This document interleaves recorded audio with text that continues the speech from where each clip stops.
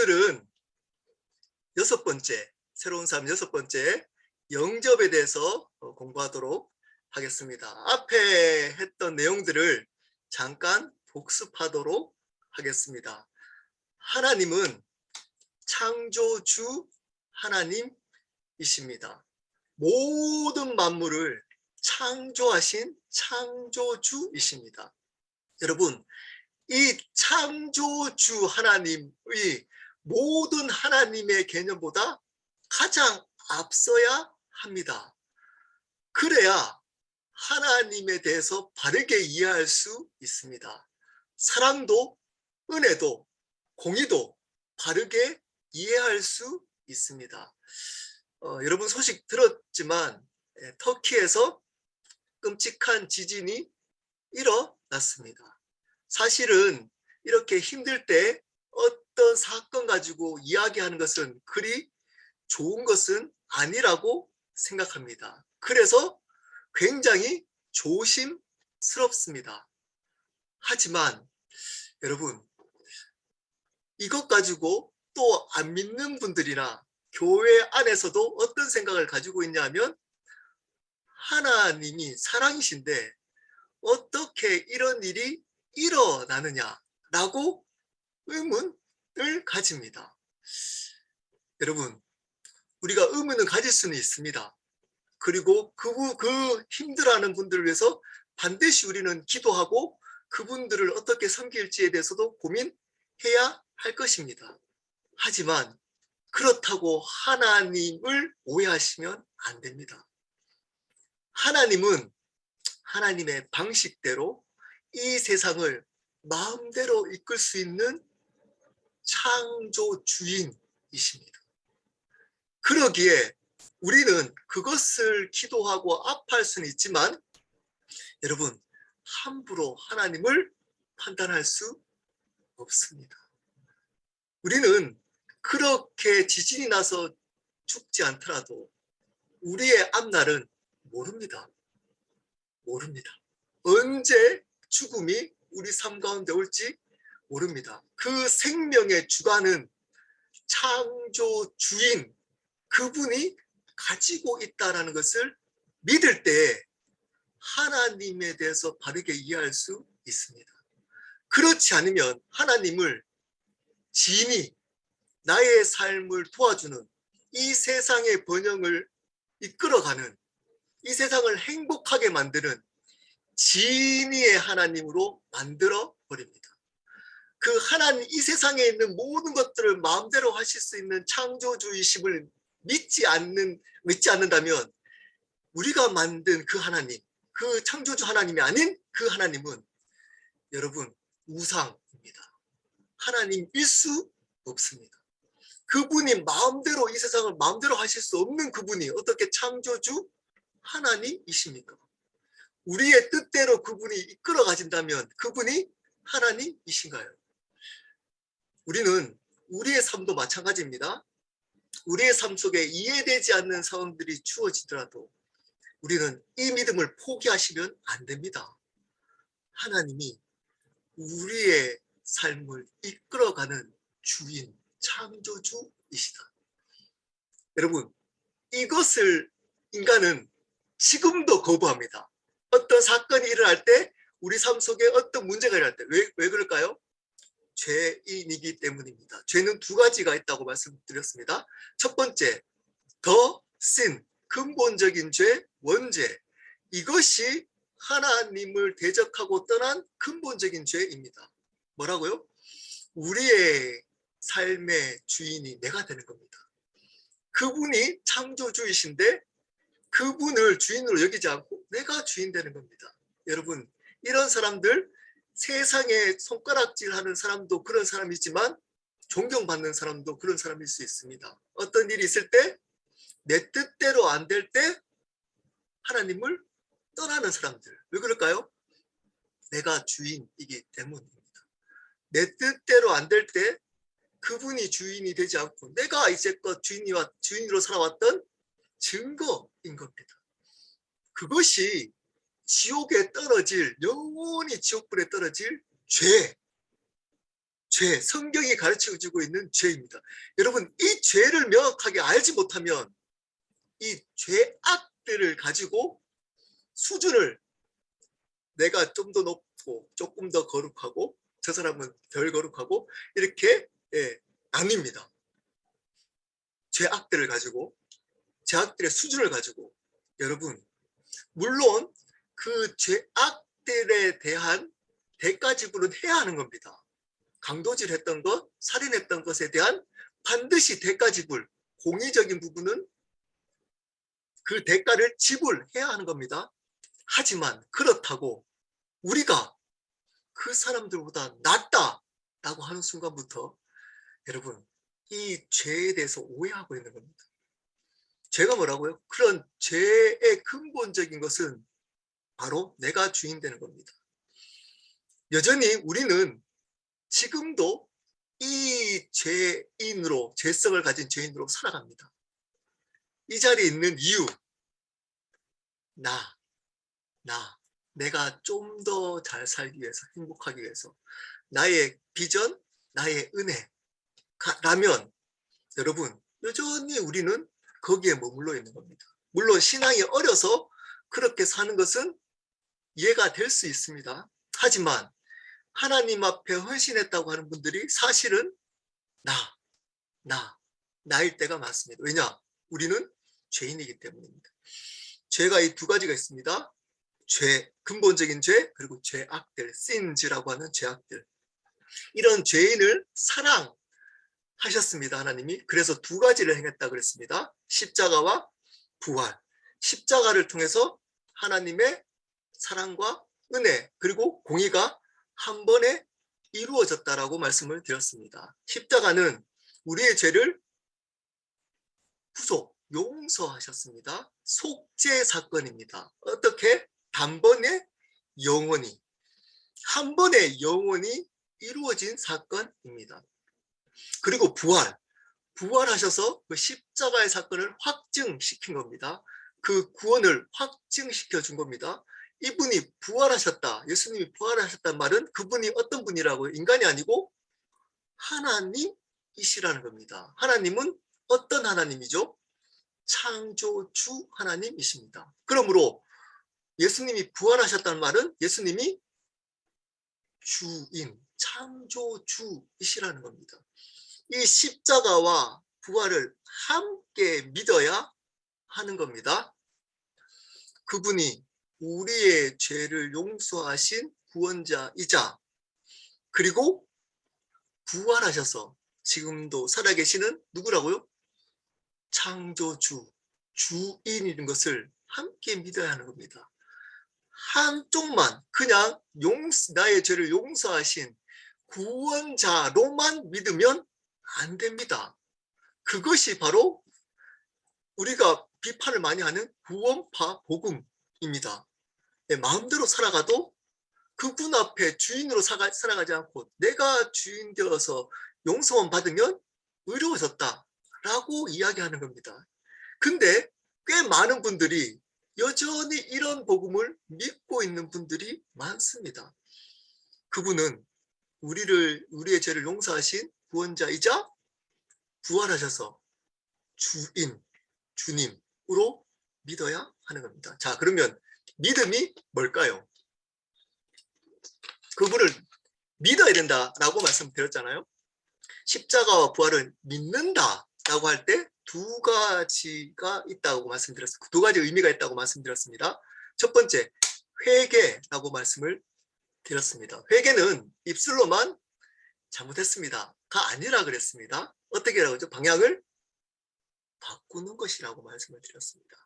예수님을 내가 주인으로 여전히 살아가면서 예수님을 구원자로 애드만 시킨 것이 아니고 내 삶의 방향을 바꾸는 거라고 말씀을 드렸습니다. 자, 여기까지만 이해하시면 됩니다. 영접 오늘 하겠습니다. 영접. 오늘 사실은 복음의 내용을 마무리하는 시간입니다. 내용은 많지 않습니다. 말씀을 조금 자세하게 보도록 하겠습니다. 왜 믿는 것이 영접인지, 믿는 것이 과연 무엇인지 믿는다 그랬을 때 많은 분들이 믿습니다. 예수님 믿습니다. 믿습니까? 믿습니다. 라고 하면 그냥 예수님을 믿는 자로 인정합니다. 여러분, 그냥 입술로만 믿는 것이 아닙니다. 우리 영접 한번 보도록 할까요? 첫 번째, 영접의 의미입니다. 영접의 의미. 잠깐만요. 네. 영접의 의미입니다. 의미. 네. 예수님을 믿는다는 것은 예수님을 영접하는 것입니다. 요한복음 1장 12절입니다. 영접하는 자, 곧 그 이름을 믿는 자들에게는 하나님의 자녀가 되는 권세를 주셨으니. 이 말씀은 너무 중요합니다. 하나님의 자녀가 되는 권세를 주시는데 어떤 자에게 주신다고요? 믿는 자들에게 준다고 했습니다. 예. 근데 믿는 것이 뭐라고요? 앞에 영접하는 것이 바로 믿는 것이라고 이야기를 해주고 있습니다. 자, 이것은 아마 제 강의나 제 설교를 들었던 분들은 아마 한 수십 번은 들었을 겁니다. 영접의 의미. 영접의 의미가 뭐라고요? 원어적인 의미가 뭐라고요? 손님을 초대하는 겁니다. 초대. 잘 들어보십시오. 여러분, 어떤 사람을 초대하면 초대한 사람을 제쳐놓고 내가 하고 싶은 TV를 보거나 뭐 드라마를 보거나 뭐 게임을 하거나 그 초대한 사람을 제쳐놓고 내가 하고 싶은 대로 하나요? 초대를 하면 그 초대한 사람에 맞도록 시간을 보냅니다.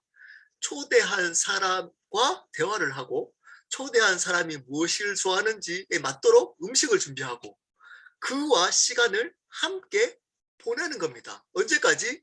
그 초대한 사람이 떠날 때까지. 자, 이 개념이 바로 영접이라는 겁니다. 사람을 초대해서 그 사람과 시간을 보내는 것이 바로 영접입니다. 자, 그러면 하나님을 우리 삶 속에 어떻게 하는 거라고요? 영접은 믿는 것은 뭐라고요? 초대하는 겁니다. 자, 초대하면 어떻게 했나고요? 초대한 예수님을 위해서 시간을 보내야 되는 겁니다. 예수님이 원하시는 것, 예수님의 뜻, 예수님의 생각을 우리의 생각으로 여기며 예수님과 시간을 보내는 것, 시간을 보내기로 결단하는 것, 이것이 영접인 겁니다. 언제까지? 그 예수님이 우리의 삶 속에 떠날 때까지. 예수님은 한번 우리의 삶 속에 초대되면 떠나시나요? 절대 떠나지 않습니다. 그러면 어떻게 된다? 영접은 뭐라고요? 그분을 내 삶 속에 초대해서 그분을 위해서 그분의 뜻에 따라 살아가기로 결단하는 것. 이게 영접. 이게 믿는 겁니다. 예수님을 믿는다라고 했을 때 그분을 영접하는 겁니다. 그분을 위해서 살겠다. 그분의 생각이 나의 생각이 되고 그분의 뜻을 위해서 내가 살겠다라고 결단하는 것이 성경에 말하고 있는 믿는 것입니다. 그냥 아는 것이 아닙니다. 아는 것이 믿는 것이 아닙니다. 무슨 말이냐? 지금 새로운 삶의 내용들 여러분 배우시잖아요. 그러면 어떻게 되나요? 알게 되잖아요. 새로운 삶의 내용들을 여러분들 이제 알게 되잖아요.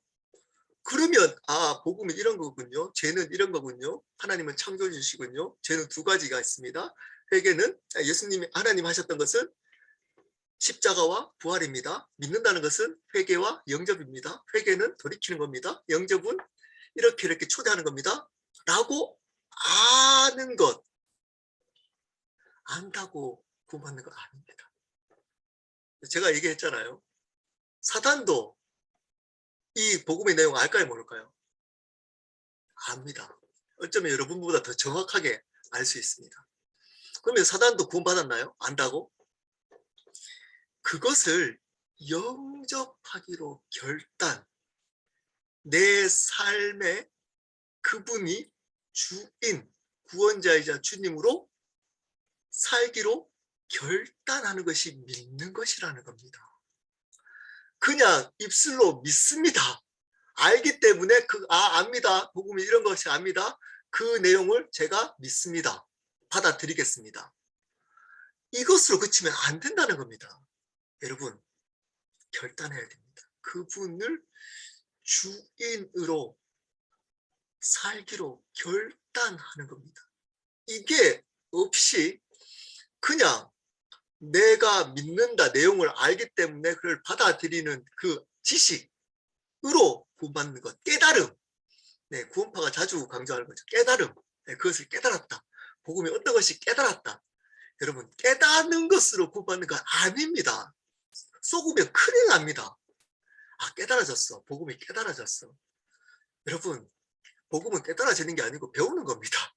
네, 이미 비밀이라고 해가지고 복음의 비밀입니다. 뭐 비밀을 뭐 이렇게 알려주겠습니다라고 우리끼리 이게 비밀인데 이제 비밀을 이제 공개하겠습니다. 뭐 신천지도 그러고 성경 공부 따로 하는 사람들이 주로 이렇게 얘기하죠. 이단들이.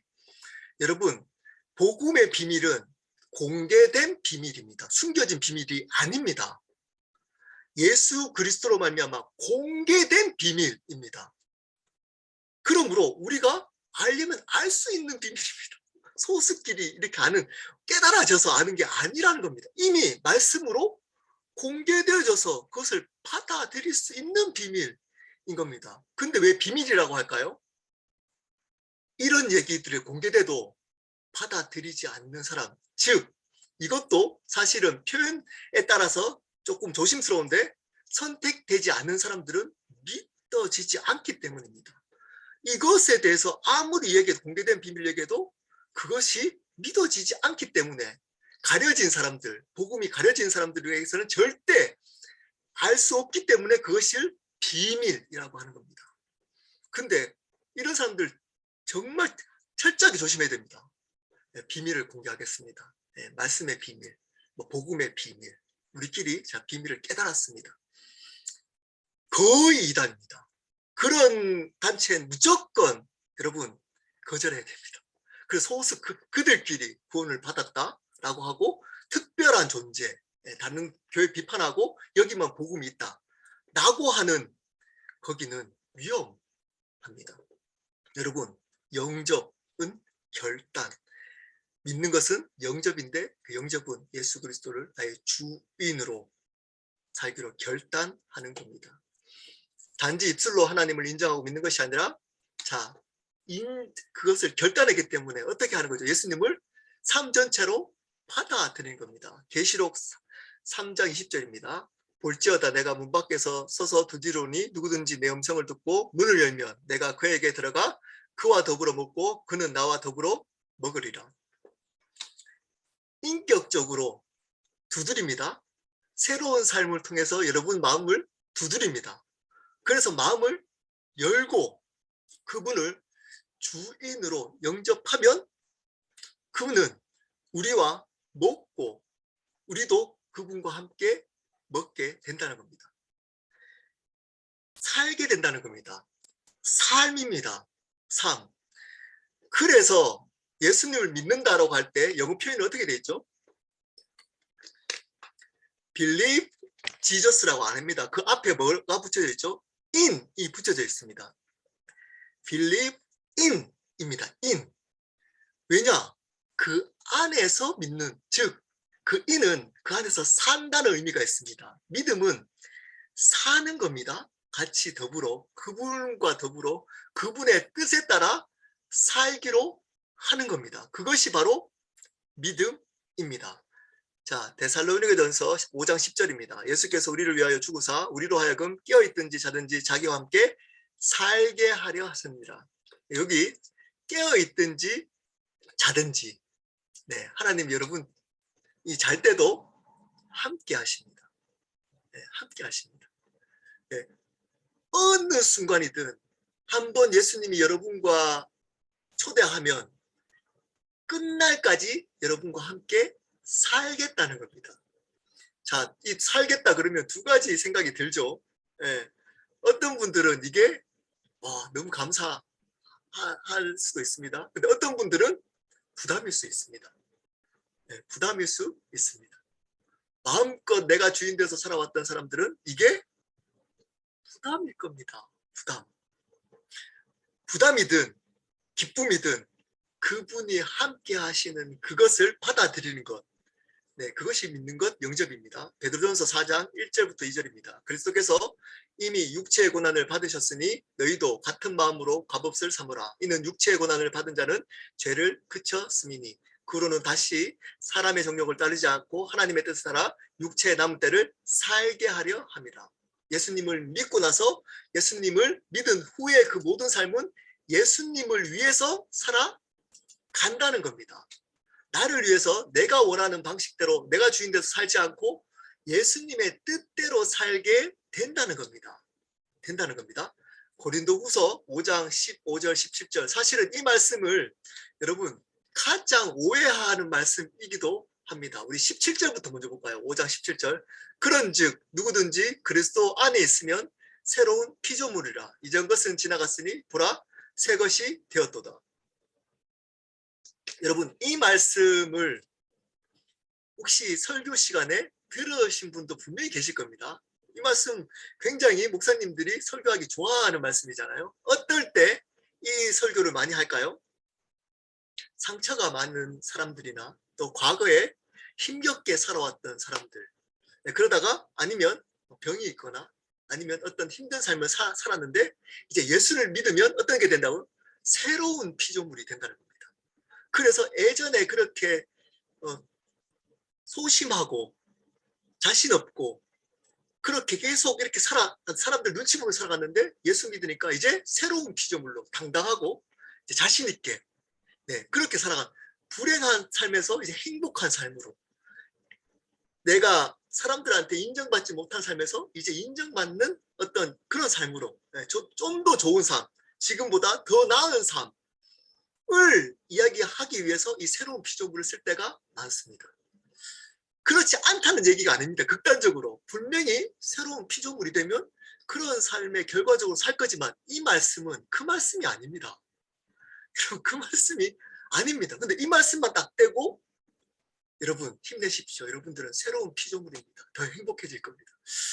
예수 믿고 나서 더 행복해지는 게 네, 그럴 수 있습니다. 더 평안이 오고 하니까 더 행복해진다는 것은 말은 맞지만 상황적으로 또는 다른 사람들 보기에 세상적으로는 행복하지 않을 수 있습니다. 네, 더 힘들어질 수 있다니까요. 자, 이 새로운 피조물은 어떤 의미인지 15절, 16절을 봐야 알 수 있습니다.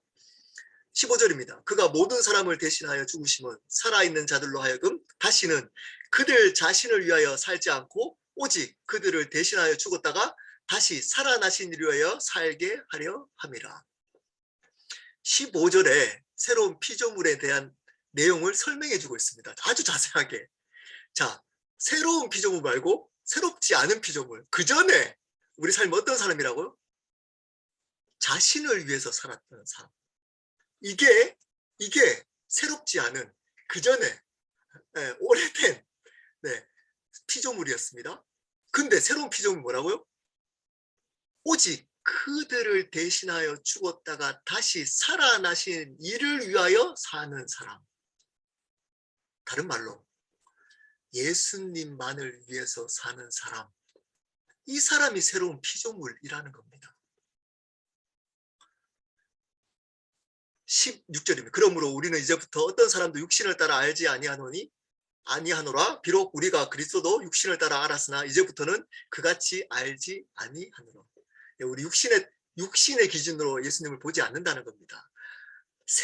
우리는 여전히 이 육신의 기준으로 이 새로운 피조물을 이해하고 있습니다. 아까 얘기했던 것처럼 좀 더 좋은 사람, 예수 믿고 좀 더 이 세상에 잘 사는 사람, 이 세상에서 성공한 사람, 영향력을 끼치는 사람, 결론적으로 이렇게 하나님 은혜 주셔가지고 특별한 계획 때문에 이렇게 살 수도 있지만 여러분 새로운 피조물은 그 뜻이 아니고 어떤 사람이라고요? 예수님만을 위해서 사는 사람, 예수님을 주인으로 인정하며 사는 사람, 이 사람을 새로운 피조물이라고 부릅니다. 그러면 보십시오. 예수님을 믿어서 새로운 피조물이 되더라도 이전보다 더 잘 안 살 수도 있을까요? 네, 당연히 있죠. 당연히 있습니다. 상황이 더 안 좋아질 수도 있을까요? 예, 당연히 있죠. 당연히 있습니다. 예, 더 문제가 생길 수 있을까요? 세상적으로? 있습니다. 속으시면 안 됩니다. 있어요. 그렇게 배웠다가 새로운 피조물 됐는데 더 좋아져야 되는데 믿으니까 더 안 좋아져. 상황이. 비즈니스가 더 안 돼요. 네? 네, 자녀들이 좋은 대학 못 가요. 네, 상황이 힘들어져요. 네, 관계가 갑자기 사람이 날 미워해요. 저 사람이 날 좋아해. 더 좋아져야 되는데, 관계가 더 좋아져야 되는데 갑자기 아무 이유 없이 그 사람이 나를 싫어하고 미워합니다. 그러면 새로운 피조물이 안 됐다고 생각하고 자기가 변화되지 않았다고 생각하거나 또는 예수님 하나님 안 계시다. 네, 새로운 피조물 됐는데도 난 더 불행해지지. 이렇게 해서 하나님을 또 떠납니다. 창조주로 여기지 않고 주인으로 여기지 않고 내가 여전히 주인으로 변하지 않는. 여러분, 새로운 피조물은 주인이 바뀐 사람. 주인이 바뀐 사람입니다. 새로운 피조물은. 내가 기존에 이 어려웠던 상황 속에서 내가 주인일 때는 그 어려운 것들이 힘들었는데 새로운 피조물이 되니까 여전히 힘든데 괜찮아요. 힘들어도. 옛날에는 병이 이렇게 많이 났던 거 가지고 두렵고 살고 싶어서 안달이었고 하나님이 안 낫게 하면 하나님 떠날 거라고 위협했는데 여전히 병이 안 났어요. 그래도 괜찮아요. 그래도 괜찮아요. 예전에 이렇게 힘들어가지고 사람들도 무시당하고, 예, 능력 없다고, 외모가 뛰어나지 않다고, 다른 사람보다 못하다고 사람들이 손가락질했어요. 눈치 주고, 예, 너는 왜 그렇게 말을 해? 막 사람들 쿠살이라고 하나요? 사투리로, 네, 쿠살이 주고 그렇게 살았던 거 힘들었는데 새로운 피조물이 되니까 괜찮아요. 자존감이 높아져서 괜찮아요. 괜찮아요. 이게 새로운 피조물인 겁니다. 상황이 더 좋아지고 내 상황이 더 어떤 더 행복하게 살아가고 이게 새로운 피조물이 아니라는 겁니다. 영접을 바르게 하면 이 새로운 피조물이 되는 겁니다. 새로운 피조물. 똑같은 얘기를, 그러니까 바울은 다른 얘기 한 적이 없습니다. 입술로만 예수 믿으라고 한 적이 없습니다. 갈라디아서 2장 20절, 내가 그리스도와 함께 십자가에 못 박혔나니 그런즉 이제는 내가 사는 것이 아니요 오직 내 안에 그리스도께서 사시는 것이라. 이제 내가 육체 가운데 사는 것은 나를 사랑하사 나를 위하여 자기 자신을 버리신 하나님의 아들을 믿는 믿음 안에서 사는 것이라. 그 믿음이 뭔지를 위에서 얘기하고 있잖아요. 이미 고린도 후서에서 새로운 피조물로 얘기했습니다. 갈라디아서에서 또 얘기하고 있습니다. 그 믿음이 어떤 믿음이라고요? 내가 사는 것이 아니고 오직 그리스도를 위해서 사는 것, 사는 믿음, 살도록 하는 믿음. 야고보서에서 말하고 있는 행함을 이끌 수 있는 믿음. 그 믿음이 구원의 믿음인 겁니다. 기억하십시오. 반드시 기억해야 됩니다. 싸구려 복음, 가짜 복음으로 속아서 여전히 생각보다 교회에 구원받지 못한 사람이 많을 수 있기 때문입니다. 제가 좋아하는 말씀이기도 하고 제가 군대 몇 번 얘기했던 것 같은데요. 새로운 사람 할 때마다 군대에서 제가 이 말씀 붙들고 지냈습니다. 바울은 제가 이 말씀을 읽을 때마다 항상 마음이 설렙니다. 왜냐하면 바울의 삶이 어떤지가 보여져요. 이 말씀 안에. 그냥 그분의 마음과 삶의 태도가 이 말씀 안에 보여집니다. 제가 읽겠습니다. 나의 간절한 기대와 소망을 따라. 간절한 기대와 소망이 있다는 겁니다. 여러분, 희망과 소망은 다른 거 알고 계시죠? 어떻게 다른가요? 한번 생각해 보십시오. 희망과 소망. 많은 사람들이 희망을 가지고 삽니다. 네, 희망을 가지십시오. 이렇게 얘기합니다. 여러분, 그리스도인은 희망을 가져서는 안 됩니다. 소망을 가지는 겁니다. 희망은 뭘까요? 바라는 겁니다. 이렇게 됐으면 좋겠습니다라고 바라는 겁니다. 실체가 없습니다. 일어날지 안 일어날지도 모릅니다. 근데 소망은 뭘까요? 소망은 실제가 있습니다. 뭘까요? 실제가 하나님의 약속, 언약, 말씀. 그래서 소망을 어떻게 하라고 얘기할까요? 가지라고 얘기하지 않고 사실은 성경은 곳곳에 소망을 가지고 인내하라, 기다리라 라고 얘기합니다. 왜 그럴까요? 반드시 일어나는데 그것이 하나님의 때에 일어나기 때문에 그런 겁니다. 나의 시간표가 다르기 때문입니다. 그래서 그리스도인 성숙할수록 어떤 것이 커질까요? 인내입니다. 인내, 기다림. 기다릴 수 있습니다. 왜냐? 믿음으로 하나님의 언약, 약속을 믿는 믿음이 우리의 실제, 그것이 일어나는 것을 알기 때문에 우리는 기다리기만 하면 그 일을 경험한다는 것을 믿음으로 알기 때문입니다. 근데 희망은 그렇지 않습니다. 바라기만 합니다. 잘 됐으면 좋겠어. 잘 됐으면 좋겠어. 여러분, 희망을 가지고 신앙생활 하시면 안 됩니다. 소망을 가지셔야 됩니다. 그리고 인내함으로 기다리셔야 되는 겁니다. 소망을 가지셨습니다. 자, 그 뜻입니다. 간절한 기대와 소망을 따라. 바울은 희망을 얘기하는 거 아닙니다. 확신을 얘기하는 겁니다. 나의 간절한 기대와 소망, 확신입니다. 아무 일에든지 부끄러워하지 아니하고. 왜 부끄러워하지 아니하고 이렇게 얘기했을까요? 사람들 보기에 부끄러운 일들이 많았기 때문입니다. 네, 사람들 보기에.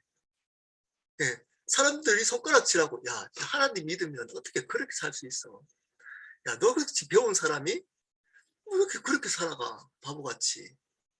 좀 편하게 살아가. 그게 하나님의 은혜야? 하나님의 은혜, 사랑, 하나님의 다스림 얘기하고 그분을 주인, 주님이라고 고백했던 바울의 삶이 세상 사람들 보기에 비참하고 부끄러웠기 때문입니다. 근데 바울은 어떤 일이든 자기는 부끄러워하지 아니했다라고 얘기합니다. 자기의 삶을. 그리고 이렇게 얘기합니다. 지금도 전과 같이. 이 말 너무 멋지지 않나요? 지금도 전과 같이. 이 말은 뭘까요? 전에도 그랬고 지금도 그렇게 산다는 겁니다. 전이나 지금과 변함이 없다는 겁니다. 온전히 담대하여 살든지 죽든지 온전히 담대하여 내 마음 가운데 앞에 그 소망이 채워진 상태를 담대라고 합니다. 믿음으로 그 하나님의 언약으로부터 오는 소망이 내 가운데 충만하게 채워진 상태를 담대라고 합니다. 온전하게 그것이 채워져서 소망, 하나님의 나라, 그분을 만나는 것으로 내가 채워지고 그분을 다시 만날 거다. 다시 오실 예수 그리스도, 내가 마지막 날 그분을 만날 거라는 그 소망, 그 확신이 충만해져서 살든지 죽든지 내 몸에서, 내 삶 전체에서 그리스도가 존귀하게 되게 하려 하나님. 예수님만 존귀했으면 좋겠습니다. 전에도 그랬고 지금도. 왜냐?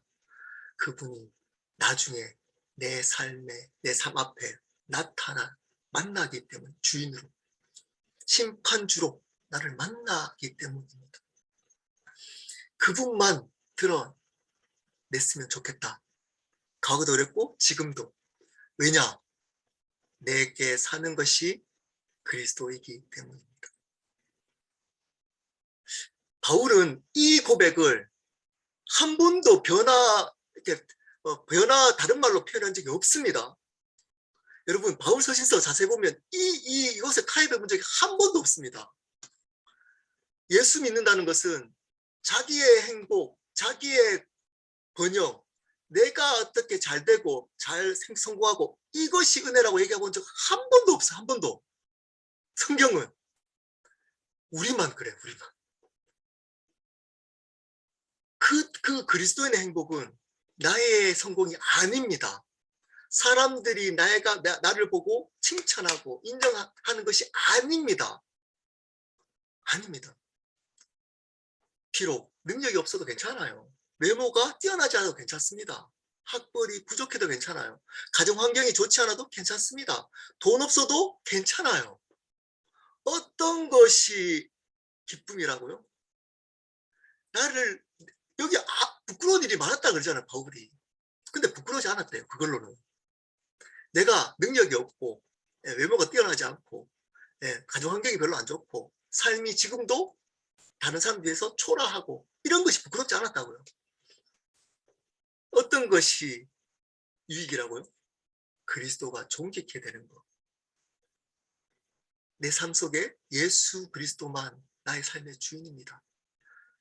우습게 보시죠. 나를 이렇게 때문에 별거 아니야 라고 무시하시죠. 괜찮아요. 이런 나를 사랑하시는 창조주 하나님이 나의 아버지십니다. 그분이 나와 영원히 함께 하시고 나는 그분으로 인해 영원한 하나님의 나라에 갈 하나님의 자녀입니다. 이게 우리의 자존감, 존귀함입니다. 그래서 죽는 것도 유익하다는 겁니다. 네.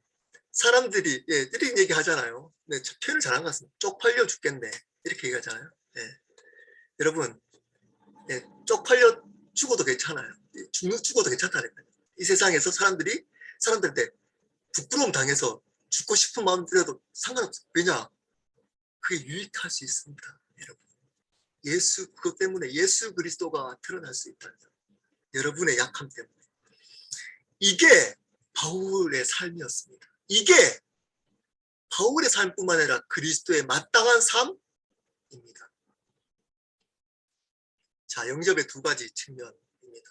반복했기 때문에 여러분 말씀만 몇 구절 보고 한 번 더 강조하는 겁니다. 첫 번째, 구원자로 영접하는 겁니다. 십자가로 말미암아 나의 죄, 내가 주인 되어서 살아왔던 그 근본적인 죄를 십자가를 통해 단번에 영원히 용서하셨다.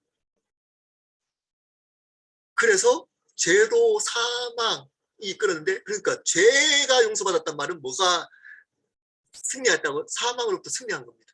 그러므로 죄와 사망의 문제가 해결되었다는 겁니다. 십자가로.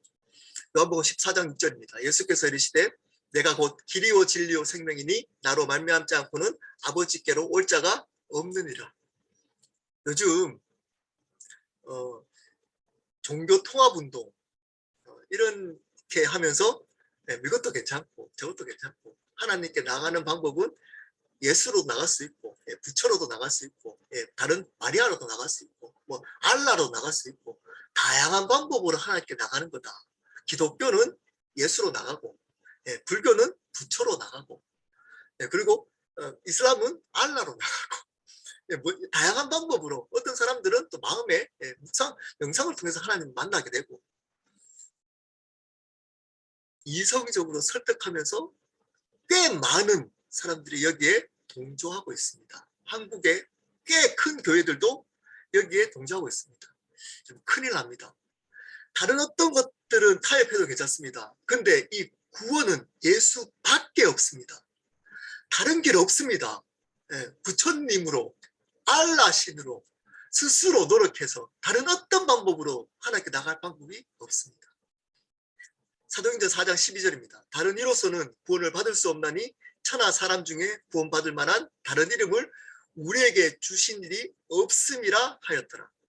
다른 이로서는 구원을 받을 수 없다. 천하 사람 중에 천하의 어떤 것들 중에 구원받을 다른 이름 예수님 외에 다른 것으로는 다른 분으로는 절대 구원받을 수 없습니다. 왜냐? 죄 용서 받을 수 없기 때문입니다. 왜냐? 그 죄 용서하실 그분이 하나님이신 것은 예수님밖에 없기 때문입니다. 그러므로 그분만이 구원자로 영접하는 겁니다. 자, 이 정도는 여러분 많이 들으셨잖아요. 근데 어느 순간 이 두 번째를 영접시키지 않습니다. 바로 주인으로 영접하는 겁니다.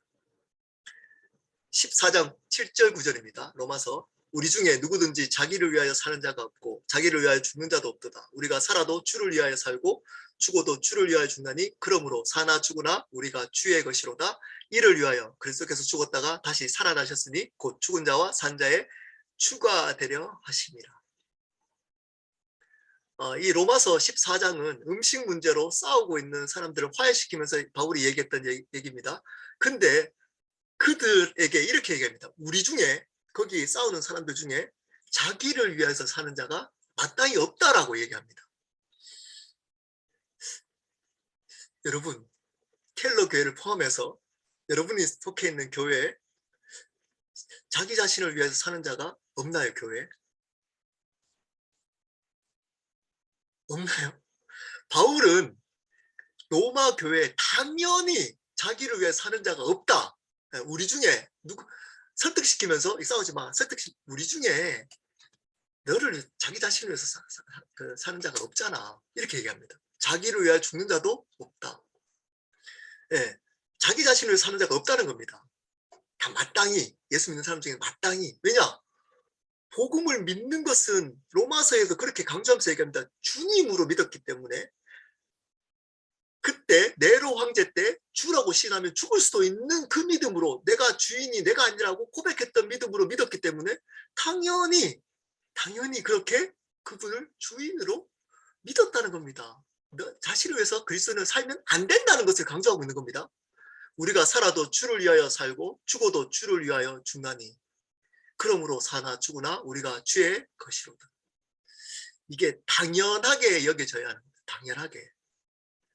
이게 힘들어지는 얘기가 아니고 나는 당연하게 주님을 위해서 살아야 되는구나. 당연하게. 여러분, 우리의 죄성은 그렇게 살지 못하도록 합니다. 예, 그럴 수 있습니다. 제가 이렇게 한다고 해서 우리가 당연히 주님을 위해서 산다고 하는 얘기가 아닙니다. 그렇게 살 때 당연하게 우리에게 얘기해야 되는 겁니다. 야, 박진우, 너를 왜 살면 안 돼? 너 그렇게 사는 거 아니야. 라고 당연하게 우리에게 스스로에게 요구해야 된다는 겁니다. 스스로에게.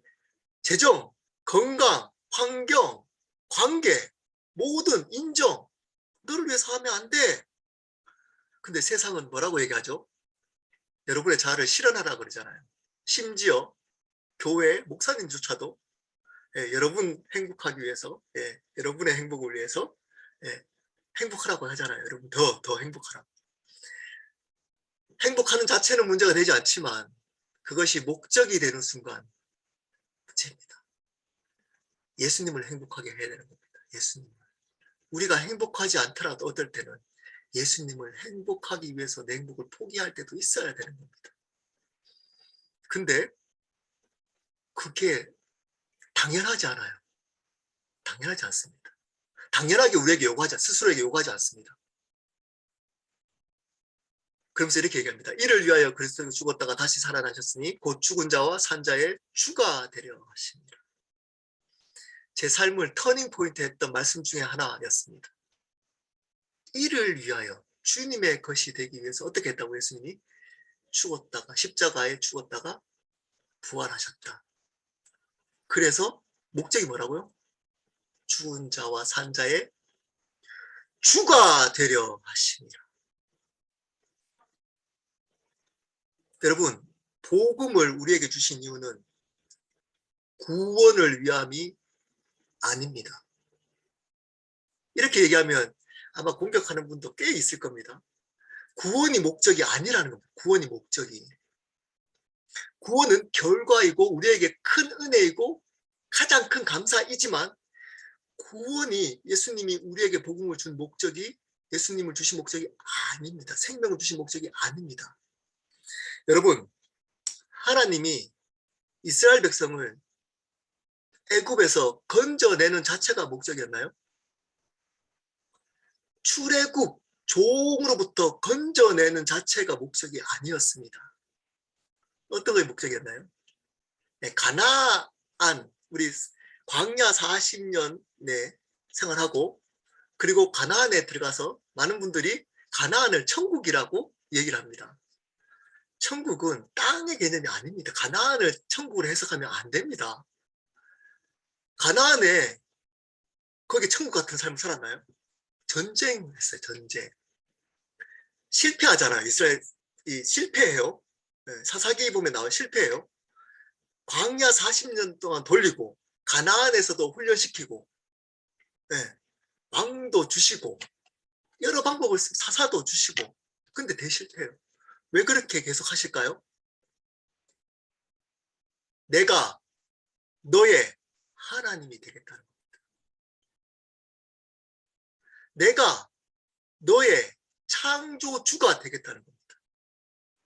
근데 인간은 종으로 내가 종 이렇게 힘든 사람들을 벗어나서 좀 더 좋은 삶을 이스라엘 백성은 꿈꿨어요. 근데 사실 광야가 있으니까 나에게 비춰보니까 오히려 애굽이 더 좋은 거예요. 애굽으로 돌아가겠다고 불평하잖아요. 광야에 있으면서. 자, 하나님 약속한 가나안 땅에 들어갔어요. 들어갔더니 생각해 보십시오, 여러분. 생각해 보십시오. 가나안의 유혹을 여러분 같으면 이길 수 있었을까요? 가나안은 그때 당시에 아프리카, 유럽, 아시아를 잇는 요지였습니다. 네, 요지였습니다. 그때 당시에 가장 부유한 도시 중에 하나였습니다. 자, 이스라엘 백성은 어떠나요? 종으로 몇백 년 살다가 나왔어요. 그러다가 종보다 더 비참한 광야 40년을 살았어요. 그렇게 살다가 딱 들어왔더니 가나안에 안 믿는 우상 섬기는 사람들이 잘 사는 거예요. 너무 행복하게 잘 사는 거예요. 부자로 문화 혜택을 누리며. 자기들은 한번 상상해 보십시오. 어떤 꼴이었는지. 거짓꼴. 하나님이 나의 아버지, 하나님이 나의 하나님이고 택한 족속인데 거짓인 거예요. 거짓. 근데 내가 정복해야 될 그 가나안은 부자인 거예요. 문화 혜택 누리고 너무 부유하게 너무 잘 사는 거예요. 그래서 정복하면서 뭐까지 정복했을까요? 경제까지, 부요함까지 같이 정복합니다. 이게 지금 교회의 똑같은 모습입니다. 똑같은 모습. 똑같은 모습. 그리고 이것을 은혜라고 얘기합니다. 은혜. 여러분, 종으로 있었던, 광야에 있었던, 돈이 하나도 없고 거지 같은 이스라엘에게 은혜가 뭐였을까요? 하나님은 그들에게 어떤 것을 은혜라고 가르치고 있을까요? 내가 너의 하나님이 되는 것. 내가 너의 하나님이 되는 것. 그것이 은혜인데, 가나안에 들어가고 나서 가나안에 있는 그 부를 얻는 것을 은혜라고 착각해버립니다. 그러는 순간 암흑이 시작됩니다. 왕이 사라져버렸어요. 왕이. 하나님이 왕의 자리에서 사라져버립니다. 지금 우리 교회, 우리의 모습입니다. 우리의 모습입니다. 분별이 안 돼요. 분별이 안 됩니다. 여러분, 이게 그분이 주가 되는 개념이 뭘까요? 이게 복음이라는 겁니다. 이게 복음. 이게 복음입니다. 이게 복음. 여러분에게 어떤 것들이 행복을 더해지고 어떤 문제가 해결되어지는 것이 복음이 아니고 그분이 주님이 되는 겁니다. 여러분의. 사도행전 2장 36절입니다. 그런 적 이스라엘 온 집은 확실히 알지니 너희가 십자가에 못 박은 이 예수를 하나님이 주와 그리스도가 되게 하셨느니라 하니라. 주와 그리스도. 그리스도는 구원자, 주님은 주인. 예수님을 주인과 그리스도, 구원자로 되게 하셨다는 겁니다. 사도행전 16장 31절. 이르되 주 예수를 믿으라. 그리하면 너와 내 집이 구원을 받으리라. 이렇게 얘기합니다. 예수님을 믿으면 당연히 가족도 구원받습니다. 어떨 때 단서가 있습니다. 어떤 예수를 믿어야 된다고요? 예수님을 주인된 예수님. 그분을 주인으로 믿을 때 너와 내 집이 구원을 얻겠다라고 약속하는 겁니다. 내가 주인으로 믿는 믿음은 가정의 구원을 이룰 수 없습니다. 주인이 바뀌지 않는 그 믿음. 로마서 10장 9절 10절입니다. 내가 만일 내 입으로 예수를 주로 시인하며 또 하나님을 그를 죽은 자 가운데 살리신 것을 내 마음으로 믿으면 구원을 받으리라. 사람이 마음으로 믿어 의에 이르고 입으로 시인하여 구원에 이르니라. 내 입으로 예수를 주로, 앞에서 얘기했죠. 네로 황제 시대 때 입술로 주님, 네로를 주라고 해야 되는데 예수님을 주라고 하면 죽게 됩니다. 그 무게로 얘기한 겁니다. 그 무게로.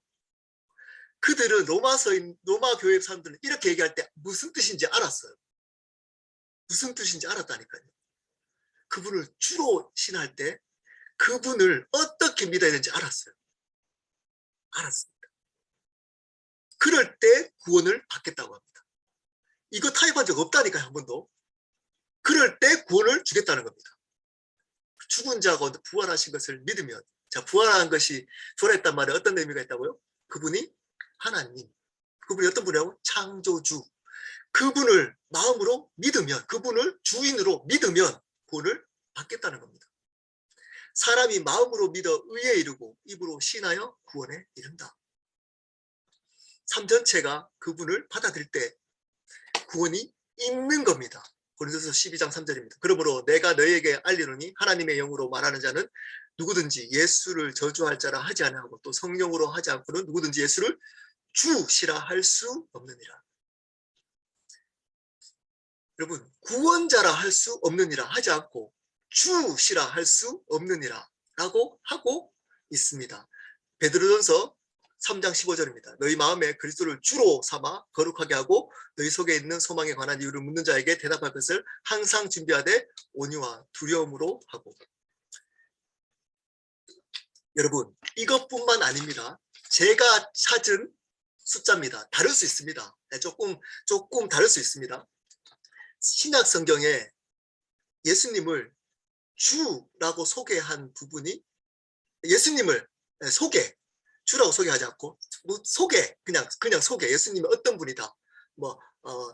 구원자 예수 또는 아버지 되신 예수, 사랑의 예수님, 이렇게 앞에 수식어 붙어가지고 예수님을 소개하잖아요.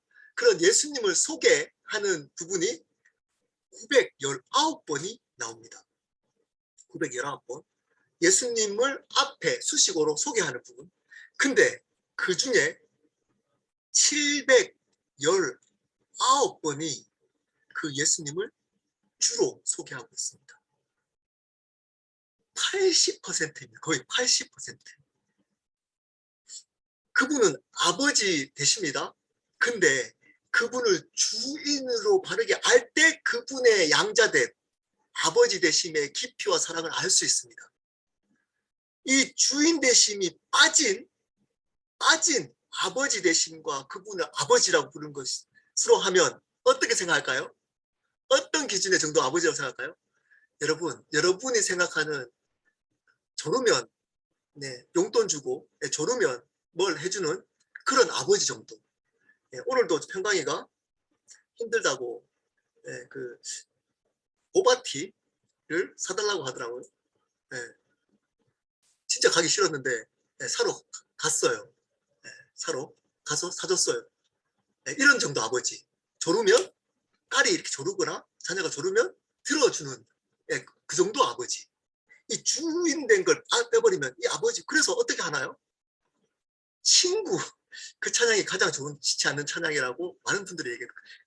그 영어를 번역할 때 우리 예수님 나의 친구 이렇게 얘기하잖아요. 그때 미국 개념, 영어의 개념과 친구 개념은 친밀한 의미의 그 개념인데 우리는 어떻게 생각하나요? 친구 정도.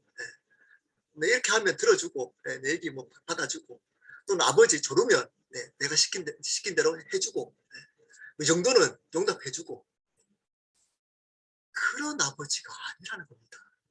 그분은 주인입니다. 그래서 80%, 네, 이게 바르게 80% 교회에서 예수님을 주인이라고 가르쳐야 되는 겁니다. 예수님을 가르칠 때 10번 중 8번은 주인이라고 가르쳐야 돼요. 주인. 여러분이 주인이 아니고 예수님이 주인입니다. 그 주인 대신 예수님이 우리를 자녀 삼아, 양자 삼아 주셨습니다. 그 아버지 되신 사람.